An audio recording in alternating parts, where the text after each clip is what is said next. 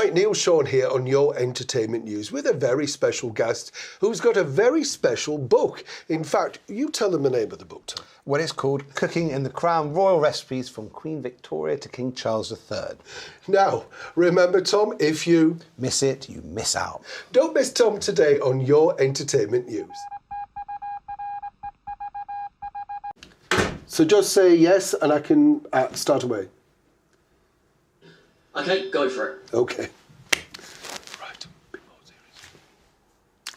Tom, lovely to catch up with you again. Now, I know I normally see you on the underground. Yeah. We keep bumping into each other. You're dashing off cooking somewhere on some TV show. But today, you're back with a brilliant new book. Tell me all about your latest book.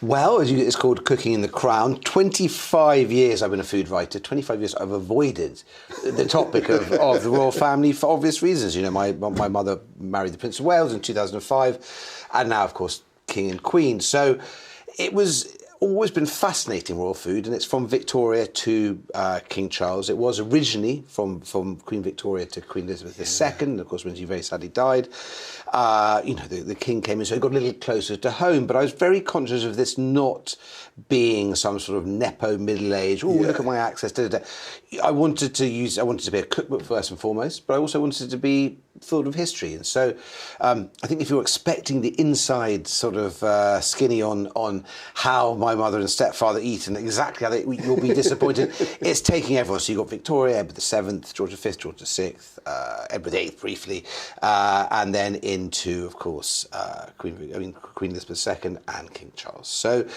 it's, it's not posh food. It's not sort of That's what I love, though. Yeah. First off, the picture's brilliant. Oh, I mean, they make it. The illustrations, Alice Petula, and the pictures, John Kerry.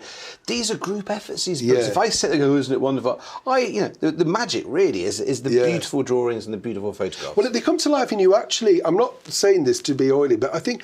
Do you know? I think I could do that. You know what I mean? That's the point. This is a cookbook, and what I wanted to do is the idea of royal food has always been lark's tongues, roast cygnets, all foie gras, caviar, cream. And I want to say, no, you look through, they ate, the royal family, even from Victoria, almost ate things that we like, lots of cakes and biscuits and all that sort of thing.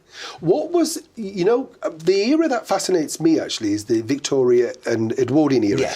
I think probably for most of us, because we see that as the sort of wielding of afternoon teas and people serving wonderful things. But as you said, they may have had, like with Edward VII, there was a lot of food, but there were small courses. So different, really. There was, Queen Victoria and Edward VII, the kitchen was 45 people, but the kitchen was feeding the whole household. That's 1,000 people. And of course, there would be high church, grand sort of, as I said, the foie gras and all that. And that was very much Edward VII particularly and Victoria liked that sort of food, but they also liked homely food. So, tea is one of the few things. Everything's changed. There's no longer 15-course dinners anymore. Yeah. But and there's still state banquets. This form of soufflé diplomacy, soft diplomacy, and there's still tea. Everything still stops for tea. Those are the two things that have come through to this day. And tea is one of the things we Brits do quite well. It is a thing that everybody asks you about when you travel around the world, don't they? They always say, do you have afternoons if we all stop at 4 o'clock? Well, they do. And of course, they forget that we have a cup of tea, they're a cup of tea. But then, tea in the history of the royal family is very important. And you don't only get your 2 or 3 cakes, your scones, your crumpets, your lovely biscuits, and sort of endless patisserie, and then you get sort of potted shrimps and eggs. And it really is a vast meal at 5 o'clock. And of course, loose leaf tea. How did they manage then to have? I suppose that's the difference about how we've evolved, isn't it, as eaters? Because when you look at afternoon tea.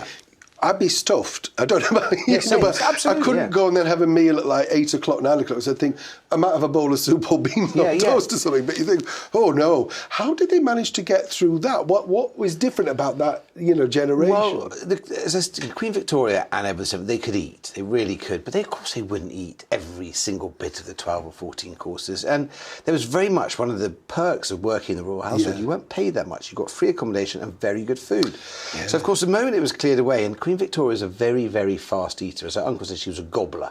So what would happen, you'd all be sitting in this, Windsor Castle, and she would finish her course, she'd be served first. The moment she had finished, all the plates were whipped away, the next course came. So you had to learn to eat very, very quickly.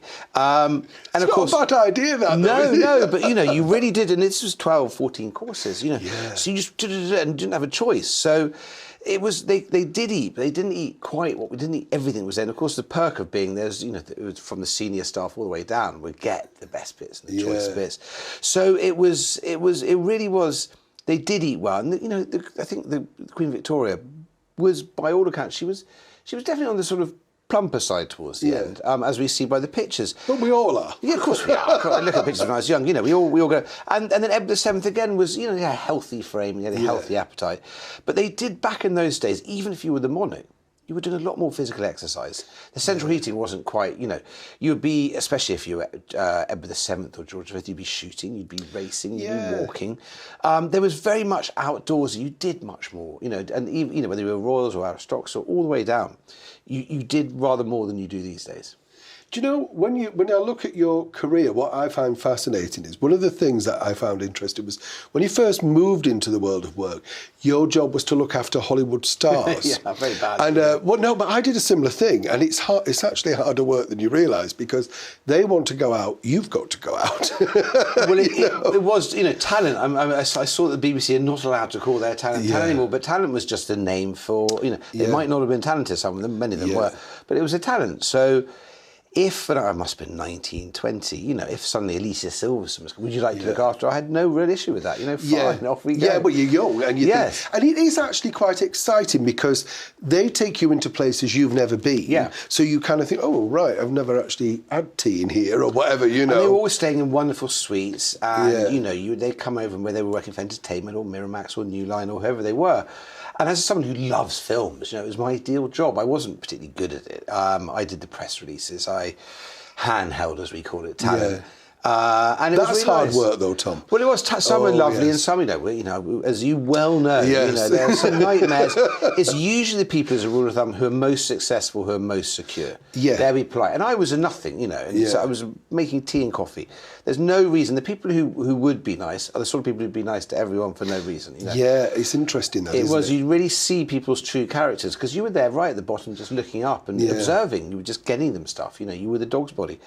And that's a very good training, for anything, to learn how, the rich and It's famous. a psychology of people, though. Yes. Because then you realise, in fact, and this can equip you in any role, I think, because when you get them, I mean, as you said, we've met them all, and the ones that treat you really badly, I always found that internally quite funny, because I found it quite, because you kind of think, well, this is bombing love. You might regret treating me this badly, and it wasn't always just the talent; it was the entourage around them who were the worst. It's usually they were perfectly nice when you got to them, but so and so doesn't like this, and it's basically them. They wanted the food, they wanted the drink, they wanted the perks, and of course the main. And they come in and never eat the food, do they? Have you noticed that? So you think, why do we get tables full of this? Such waste, but. Yeah. It was, the press junkets, these things that you used to do, always it was usually the Dorchester in those days, I seem to remember. Yes, it was. It nice, wasn't it? Very nice, and it was, it was interesting, but it certainly showed me that, films weren't all glamour. Would that have been your first choice career? Would you have liked to have gone into film or something like that? What was the plan when you originally? The plan was I didn't have a clue. I left university. I did not have a clue. My father said, "Right, get off your bum. You're working." There was no chance of me sort of sitting around. There was no. I mean, I'm not. Good advice, though. Very good advice, and also he said, hard work. He gave very good. You have to work hard. Yeah. If I didn't have a trust fund, I had a very privileged upbringing, but I didn't have a trust fund. God knows what would happen if I was given endless money when I was 19, 20. I would not have known what to do with it. It would have been used for the wrong things. It was just, I love films. We'd go see screenings and do, the premieres. And it was fun, but I was just not very good at being there on time. And I wasn't built for an office, I don't think. But I did try hard, and I was always in trouble with various things. But I'm still friends with my boss, Stacey, who was brilliant, Dennis Davison. They're a really nice bunch of people, and it was a really good learning. I mean, there are people these days who moan about they work from home and they do, I don't do 2 hours extra. This was in Cannes during the film festival. You'd be up at 7. you'd work through till 12, you're going to have a party till 5, and then you'd have 2 hours sleep and do it all again. And you were nervous because you're running on empty, that you get it wrong. You know, like totally, you take them to the wrong thing. Or, you know, I remember interviewing somebody, I'm sure you've had this, a very famous film star, and I was sort of looking for the poster behind them to think, what is your name? It's like, you know, I'm not sure what you're called, but I keep going, you know, it's like, But they're sometimes on sort of autopilot doing it, and you sort of see how, you know, you don't weep too much for, you know, but those all-day junkets are quite hard work if you're the talent. You're speaking, especially if you're doing a big Hollywood movie. You're in at 8 and you're sitting there with your co-star, or not, with the poster behind you, as you said. Yeah. And now it's Sky News, and now it's Fox News, and now it's this, and now it's that, you know, and they're coming in. And you can see some of them getting quite bored. The pros just carry on through, but it's hard work, you know. Well, they're acting all that day, aren't they? Yes, of course. They got a smile on their face. So how did you plummet from that to that? Because I read a story, Tom, that you met somebody at a party. And this is, I genuinely admire this, because then I would give this, like your father was saying, I'd give this advice to anybody. And you said, something like, do you have a food column or something like that? And they said no. And you said, well, how about one or something? Yes, it was rather more. It was at a party, I think in 1999. And Geordie Greig, who's still a great friend, and he went on to edit The Standard and The Mail on Sunday. Now he's at The Independent or The Eye. No, he's Independent.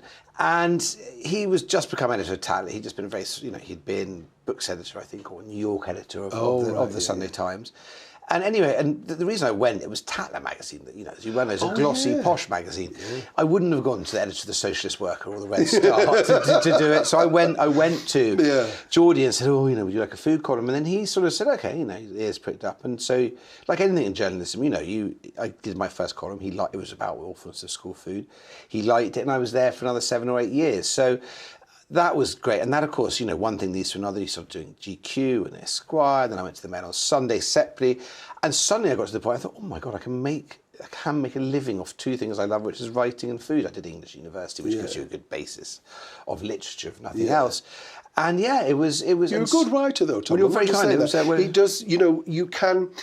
I was saying this, we interviewed Rupert Everett recently. He's a wonderful writer. I could hear his voice, you know, and this is the same, I can hear you. So I think I understand what you're saying, rather, if you don't actually sometimes get the person, you think, who wrote this? His Rupert Everett's diaries is just magnificent, you know, and wonderful and everything. He's a national, you know, he's one of our sort of, what are they called, our national treasures. Yeah, he's a treasure, brilliant, and he's wonderful. But no, I think you need a voice. You know, you need to put your views through, especially in anything, especially nowadays. You know, you need to say what you think you don't have to be controversial. You're just true and honest.